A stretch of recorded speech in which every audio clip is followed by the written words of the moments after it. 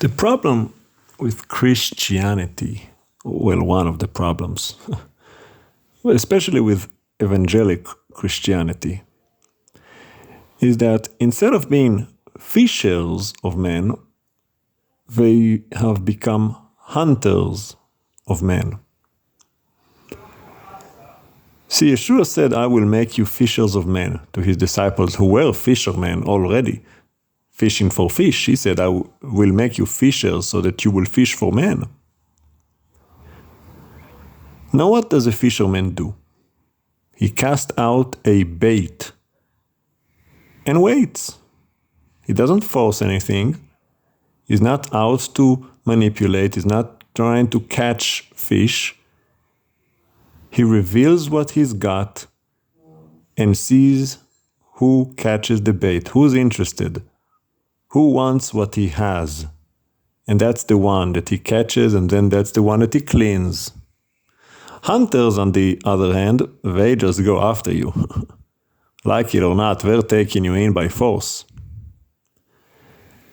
See, in Jeremiah chapter 16, in the Tanakh, the Hebrew Tanakh, what you call Old Testament, this was actually prophesied. The God of Israel, Yod Heh Vav Heh, said, I will send fishers to bring back all the people of Israel from wherever they are. I will fish them one by one. I will send fishermen after them. And then he will send hunters. Again, this is talking about the people of Israel. First come the fishermen, bring you by choice. You choose to come. You see the bait, you want the bait, you take the bait. But if you don't, then later comes the hunter who brings you in by force without your consent and without your will. 1 minute you're grazing grass, the other minute you're shot in the head. And now you've been taken. And you had nothing to do with it. Maybe you didn't even see the bait. You've been hunted.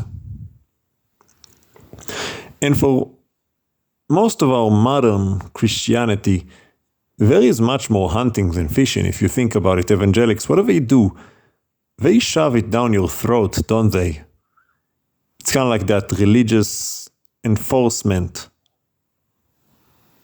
When in reality, Yeshua said, I will make you, his disciples, fishers. See, the hunters are the enemies that come after the fishers are finished. But the point of a fisherman, especially in relating to the faith, is to be in your very life a representation of the bait. You are the bait. Let people see your good works, that you glorify your Father who is in heaven, by keeping his commandments, by showing and bearing good fruit, and sharing about your faith. When people ask you, where did you get this? Where did you learn this? What do you do? You can share your faith. You can cast a bait. Some will be interested, some will not. But that's the whole point. You're not supposed to force anyone or manipulate anyone. I got their number, now I can start spamming them with messages and lie to them and lure them in to my Bible study and get them. It doesn't work that way.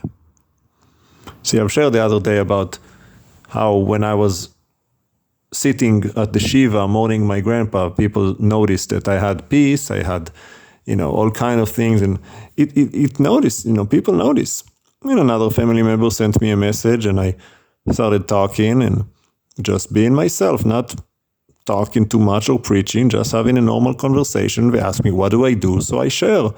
They were intrigued. They started asking me more questions. And with that came even more questions. And with that, they wanted to meet up and ask me more questions. I'm not out there trying to get anybody. I'm just sharing. They asked me, what do I do? How did I learn this? How does it look like? I'm sharing my faith and my walk with the Lord and why I do what I do, and I'm sharing.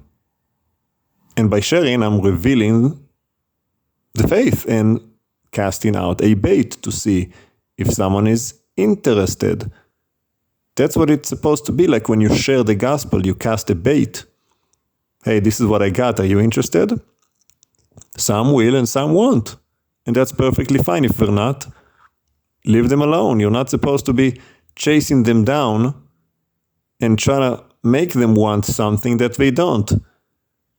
Yeshua told his disciples, wherever you are not welcome, shake the dust off your feet as a sign against those people and move on.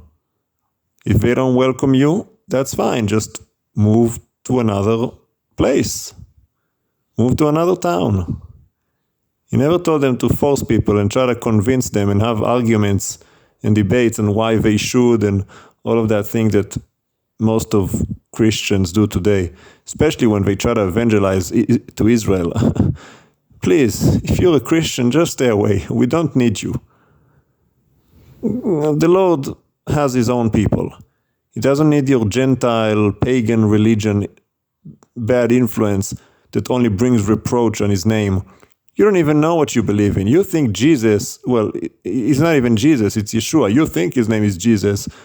And you come to propagate your Christian religion with your crosses and your statues and your Christmas and Easter pagan days.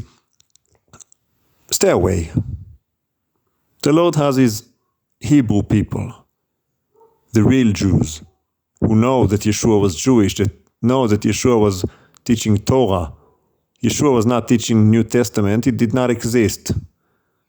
Think about that for a moment. That'll bake your noodle.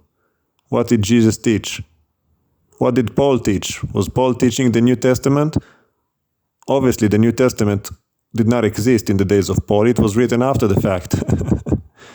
People don't have any common sense. Anyway, be a fisher, not a hunter. It's not good to be a hunter. The point of the hunters is the judgment. You don't want to be in that category. And you're not supposed to. It's also the one that come to collect the rebels, those who refuse to come, refuse to listen. If you're a follower of Yeshua, you're supposed to be a fisherman. Cast out the bait of the gospel. Let your light so shine before people. Nobody lights up a lamp and cover it, but put it on a place that it shines throughout the entire house. A town built on a hill, right? All of these parables that Yeshua gave, the Sermon on the Mount. That's what he's talking about. You're supposed to bear fruit if you actually walk with God, not in a church. I'm not talking about religion. I'm talking about having a relationship that you learn from him, that you are mentored by him, that he teaches you the Torah and how to obey the Torah. Your life changes. You change. You stop being that old fleshy person. You start being a new creation. You change. Your habits change. The way you talk change. The way you walk change. Everything about you changes. So that now, again, I say, you yourself become a manifestation of the bait, which is the glory of God, manifested in your life. Wow, you've changed. You have inner peace, you have joy, you're hopeful, you're happy. Well, what are you doing different? I mean, I remember you were this, you were that, and now you don't drink, you don't smoke, you don't fool around with people, men or women, you don't steal, you're honest, you're sincere, you're a straight shooter, you're kind, you're compassionate, you're patient, you're helping the elderly, you're respectful, you're honorable. What happened to you?